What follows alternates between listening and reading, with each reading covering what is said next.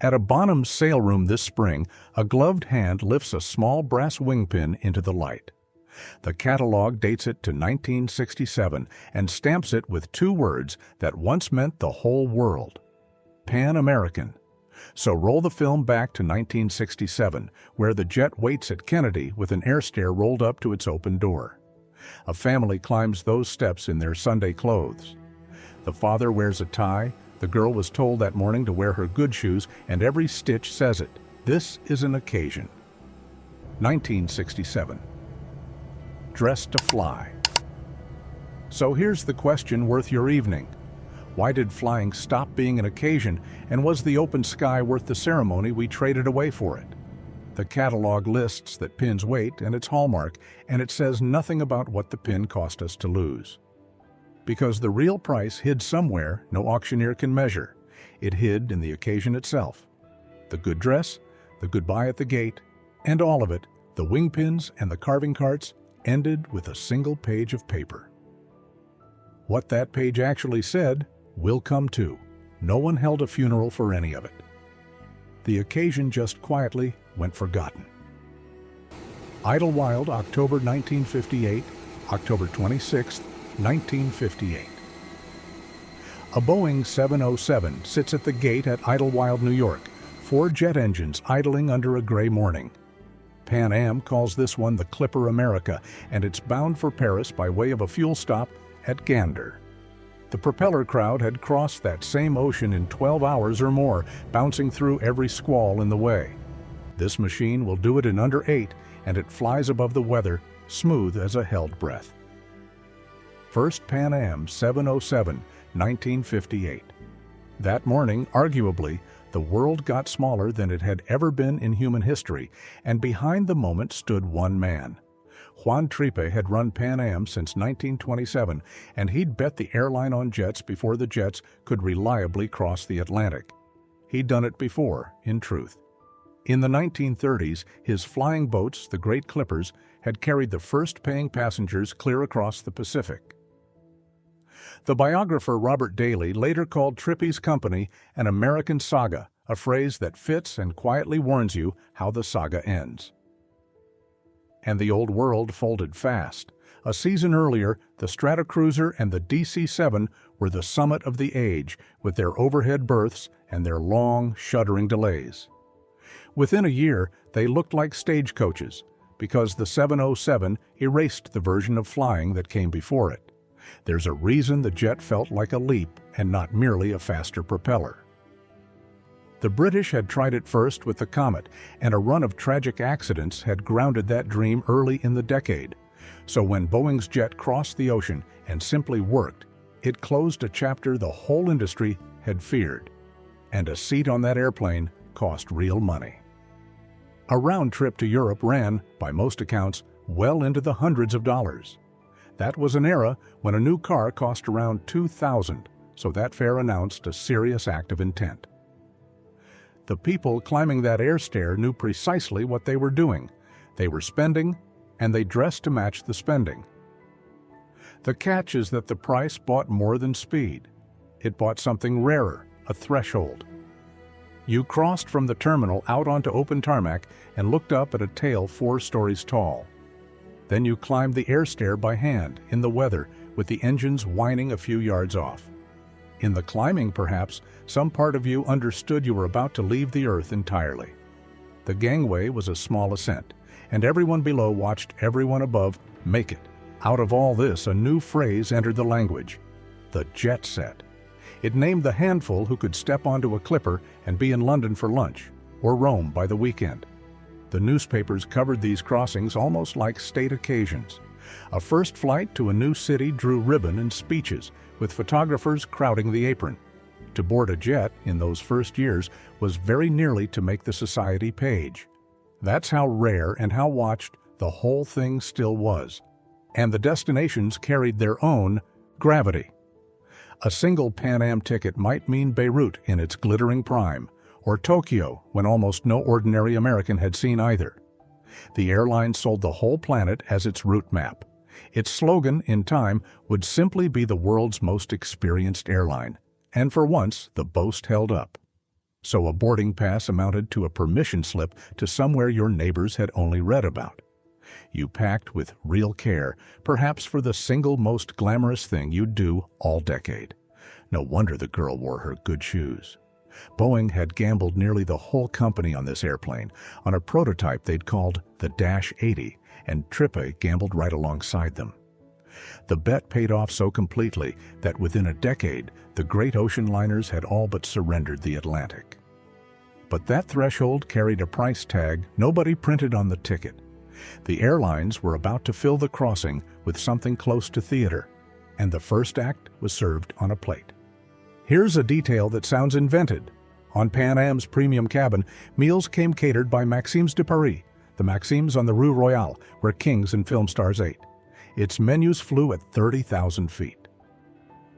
Maxime's de Paris, mid-flight, a surviving first-class card from the 1960s called the service the President Special. Course after course arrived on bone china, with weighted silver laid on real linen. Up in the forward galley, a steward would roll out a trolley bearing a roast and sharpen the knife right there in the aisle. He'd carve the Chateaubriand to your preference, medium or rare, above the middle of the ocean, where the nearest food critic sat 5 miles down. There was caviar on ice, and there was a cheese course tended by a man who knew every cheese by name. So what were the airlines really selling at that altitude? They were selling the sense that a passenger was worth the trouble. Wine was poured freely from bottles rather than miniatures, and the coffee came from a silver pot that nobody hurried. The whole service could run past 2 hours because the flight itself had hours to give away. A steward would talk you through the wines, the way a good sommelier works a dining room on the ground. You kept the printed menu card afterward more often than not. Presumably it went into a drawer at home, a small proof the evening had truly happened. Think about the arithmetic of attention here. A first-class cabin might hold a few dozen souls, tended by a crew who had all night to tend them. Nobody was rushing to turn the aircraft around in 40 minutes because the clock, more precisely, belonged to the passenger and not to the schedule. That's the luxury we've truly lost, or rather, the one we miss without naming it. It was unhurried time, offered by people who behaved as though your comfort were the point. You could feel the difference in your own shoulders, and somewhere out over the Atlantic, you actually relaxed. Now honesty matters here, so let me be precise about it. This was the front of the airplane, Clipper class, the premium cabin, the fare that cost a small fortune. The traveler in the back had a decent hot tray and a good deal less ceremony. The carving cart was never rolled down every aisle. But even the ordinary crossing carried a formality we've since misplaced entirely.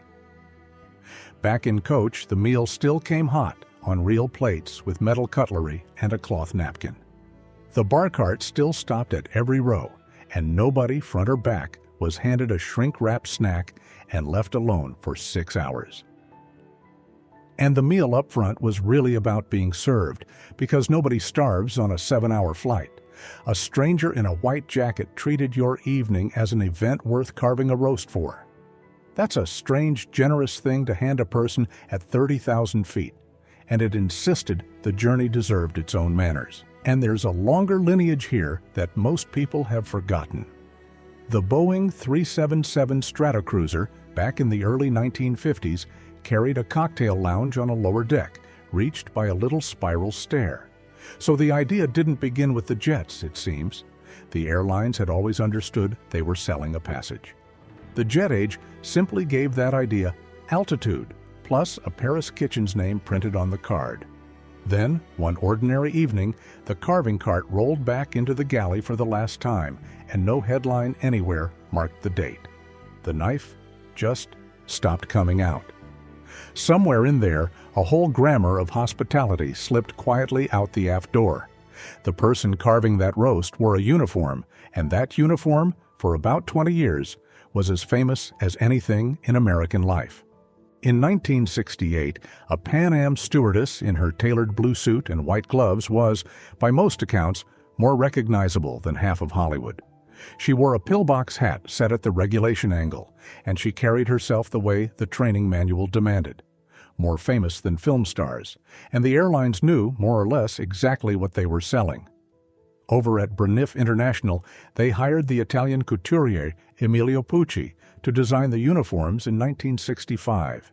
His outfits came in bright layers, peeled off through the flight in a piece of cabin theater the airline actually advertised as the airstrip. It sounds like a bad joke now, yet it ran as a national campaign in the glossy magazines with a perfectly straight face. The whole industry leaned the same way. A crew was drilled, then sent through what amounted to charm school before it ever poured a coffee. Pan Am went further still, hiring women who spoke 2 or 3 languages and sending them out as something close to national envoys. That's why a stewardess on a clipper might smooth a diplomat's crossing one night and a movie star's the next. The competition for those wings was fierce beyond all reason, with thousands of women applying for a few dozen openings in a single hiring season. The lucky ones went off to a training school, several weeks of grooming and drill in a classroom down near Miami. They came out able to calm a frightened passenger and to address a full cabin in 2 languages. They learned to pour a drink cleanly through hard turbulence. The pay itself was modest. The real wage, in truth, was the world laid open to a young woman who might otherwise never have left her home state. She could wake in Karachi and sleep in Rome, and for a certain kind of ambitious young person, no other job on earth offered that. A bestseller of 1967 even turned the whole role into a wink and a legend, and the culture simply couldn't stop looking at her. And here's the quiet dignity in it, under all the marketing. These women were, in effect, the face of the United States to half the planet. A traveler's first impression of America was, perhaps, a calm voice and a steady hand at 40,000 feet. That's a heavy thing to ask of anyone, and they carried it with grace. But study the fine print of that glamour, and it turns hard fast. To wear the wings, a stewardess had to be young, unmarried, and kept under a strict ceiling on her weight. Wade, unmarried, retired by 32 supervisors, ran actual weight checks, and some carriers pushed women out the door the moment they married, or simply when they turned 32. There were grooming rules and a girdle you were expected to wear. The woman on the poster was, in truth, a worker held to conditions that wouldn't survive a week today. So both things are true at once. The romance was real, and the whole cost of performing it was carried on one set of shoulders. And yet, watch the old footage and you'll see what we traded away, a crew that treated boarding as a welcome instead of a bottleneck. Here's a small ritual that says all of it. A stewardess would pin a set of junior wings on a nervous child in seat 14C. She'd kneel to do it, and she meant it as a ceremony. That pin is the same kind of object now sitting under glass at Bonham's. The gesture that gave the pin its meaning is the part that didn't survive. Which raises a harder question. If the front of the plane was a restaurant and the crew were icons, what did the airlines build upstairs? They built a bar in the sky, and you reached it up a curl of spiral staircase. In 1970, Pan Am put the Boeing 747 into service, and the airplane was simply enormous. 2 aisles below, a tail as tall as a 6-story building, and on that first jumbo, a spiral staircase led up behind the cockpit. A lounge on the 747. At the top, in first class, sat a genuine lounge with a proper bar and, on some fittings, a small piano. That's a lot of furniture to fly across an ocean. Picture it plainly. You're crossing the Black Atlantic at 3 in the morning, and you climb a staircase to have a drink at altitude. That's the image the whole era was straining toward. The sky, rebuilt as a room you could stand up and walk around in. TWA had pushed Boeing to build the thing so vast that, presumably, no rival could match it for years. He was right, and he was early, and being early would eventually cost Pan Am everything. Hold that thought. But the ceremony didn't begin at the upstairs bar. It began far earlier, down on the ground, and this is the part we've forgotten most completely. Into the 1970s, American airports kept public observation decks. Idlewild had them up on the roof, in a stretch of galleries the Port Authority built almost like a promenade. Watching planes land a dozen other cities kept them too, because the airport itself was a destination. People dressed up and drove out on a Sunday just to watch the jets and eat in the terminal restaurant. Los Angeles built its theme building, that great white spider, as a monument to the whole idea of going. At Idlewild, the architect Eero Saarinen gave TWA a terminal shaped like a great bird about to take off. It opened in 1962, all swooping white concrete, and travelers moved through it much the way you'd move through a cathedral. The buildings themselves argued that this was a threshold worth marking because in those years, everyone still took the occasion seriously. Consider the ordinary Sunday it produced. A family might drive out to the airport with no ticket at all, simply to eat dinner and watch the jets. Children pressed their faces to the glass, and fathers named the airlines by their tail colors, the way other men named birds. The terminal restaurant had white tablecloths and a clean view of the runway. The whole place hummed like a town square that happened to touch the sky, and none of that was an accident. The cities and the airlines had built these rooms to make you feel that leaving the ground was a grand and public act, and for a couple of decades, it worked completely. Anyone could go up on the deck, ticket or no ticket, and stand at the rail to watch the jets climb and come home. Now think about what that did to a goodbye. When a family flew out, the rest of the family didn't wave at a security checkpoint. They rode an elevator to the roof. They stood in the wind and watched the actual airplane push back and lift off the runway. They held the sight until it shrank to a dot, which means a departure was witnessed. Somebody you loved stood on a rooftop and marked the plain fact that you were leaving the ground. Now, weigh the obvious objection, because it's a fair one and a smart one. Someone reasonable is thinking exactly this. All of that ceremony was gatekeeping, dressed up in china and white gloves. Fewer than 1 in 5 Americans had ever set foot on an airplane. The glamour felt real precisely because the sky was a private club, and that objection is correct. It's also, paradoxically, about to become the whole point of the story. Because the thing that broke the club open also folded the airstare for good, and it arrived as one page of paper. October 24, 1978.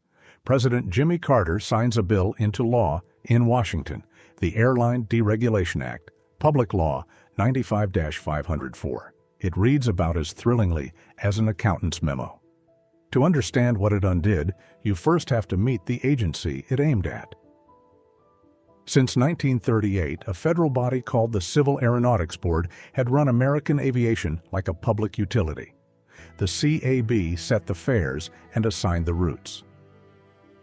An airline couldn't add a run from New York to Denver or cut a price by $1 without Washington's blessing. And that, strangely, is the reason the china and the carving carts existed at all. If the carriers couldn't compete on price, they had to compete on everything else, on the meal and on the cut of the uniform. The regulation, paradoxically, was the greenhouse the glamour grew inside, warm and very expensive to heat. Now trace who pried that greenhouse open, because the names tend to surprise people. The champion in the Senate was Ted Kennedy, who around 1975 ran hearings that put the whole cozy arrangement on public trial. His lead counsel for that work was a young academic named Stephen Breyer, who would later sit on the Supreme Court. Kennedy and Breyer built the case. Breyer didn't draft the statute single-handed. What he did was build the case for it, brick by careful brick, until it read less like a theory and more like plain sense. Inside the Carter administration, the man who swung the axe was an economist named Alfred Kahn. Carter made him chairman of the very board he intended to dismantle. Kahn did the job so thoroughly that the CAB itself closed its doors for good in 1985. Their core argument was simple and arguably largely right. Regulated fares kept prices artificially high and locked most of the country out of the sky. Consumer advocates piled in behind them. Ralph Nader, fresh from his fights with Detroit, had his own grievance with the airlines and lent the whole cause his considerable noise. And one distinction mattered then, and it still matters now. The act freed the fares and the routes, and it left safety exactly where it stood. The FAA still watched every rivet and every runway. Washington let go of the price and kept its firm grip on the discipline of flight. So the move had real ballast behind it, and it was, arguably, among the most bipartisan things Washington managed all decade. Liberals liked that it would open the sky to working families, and conservatives liked that it would shrink a federal board down toward nothing. Alfred Kahn used to say he could barely tell one airplane from another, so he might as well let the market sort them out. The economists had studied the intrastate carriers in Texas and California, which flew outside the CAB's reach and charged far less. The evidence, more precisely, was already sitting there on the tarmac. Where the board didn't set the price ran lower, and the planes still flew just fine. So here's the reframe this whole story has been walking toward. The four-course meal and the rooftop farewell were never the point of the golden age. They were the byproduct of a system that served the few and billed them beautifully for the privilege. Underneath all the china, this was a fight over who the sky belonged to. Deregulation shattered that greenhouse. Within a few years, fares fell hard, and tens of millions of Americans flew for the very first time. That is a genuine good, and I won't pretend otherwise, because more people saw more of the world.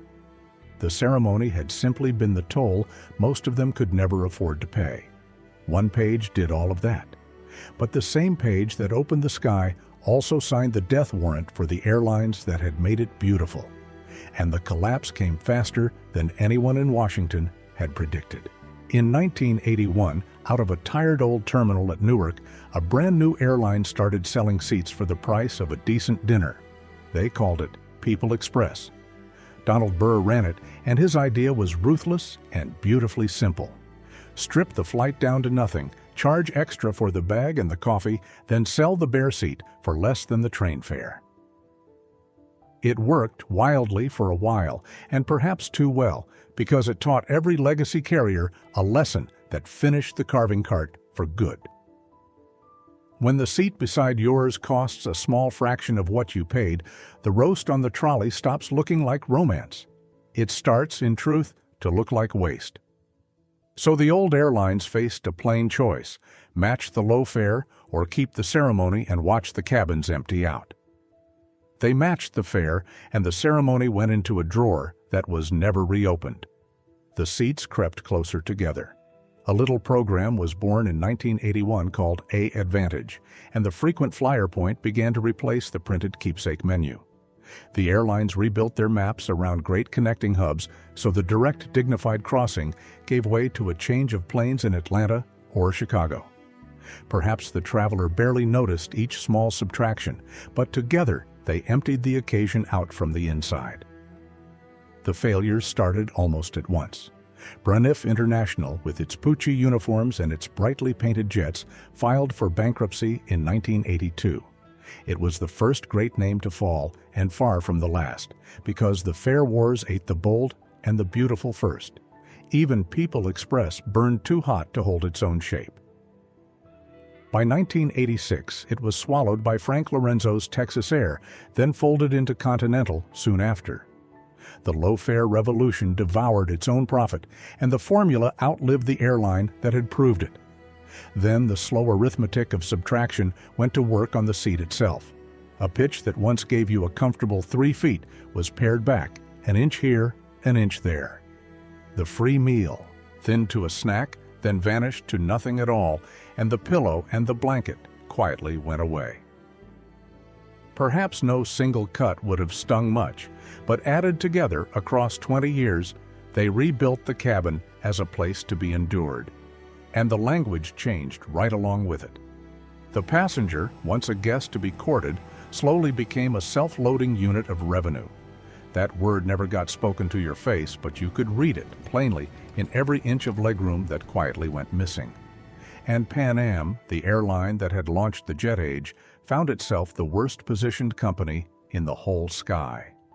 It flew the glamorous long international routes, it carried the heavy overhead to match, and it had few cheap domestic runs to lean on. So, to raise cash, it began selling off the family silver. In 1981, it sold the Pan Am building, the great tower standing astride Grand Central Terminal. In 1985, it sold its prized Pacific routes to United. Piece by piece, the empire Juan Tripe had built was auctioned off to keep the lights on one more quarter. The blue globe on the tail still looked immortal, but behind it, quietly, the accounts were bleeding out. Here's the strange, sad part of the arithmetic. The flying public through all of this felt, understandably, like the winners, and in one real sense, they truly were. So why did nobody rise up to protest the loss? Because the crowd walking through the cheaper door had never owned the thing being quietly taken.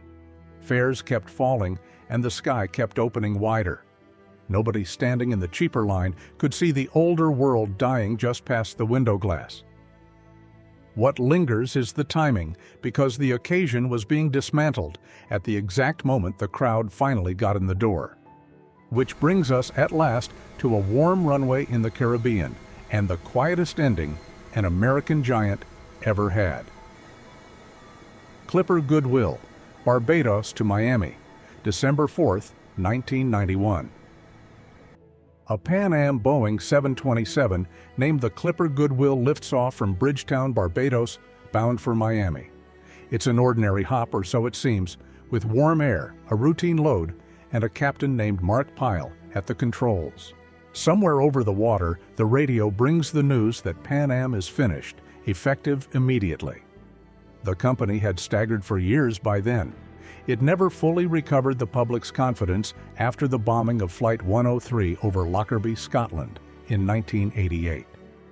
A rescue had been arranged that autumn, with Delta agreeing to take the best of the routes. For a few weeks, a smaller Pan Am seemed possible. Then the deal came apart, and once it did, the end arrived within days.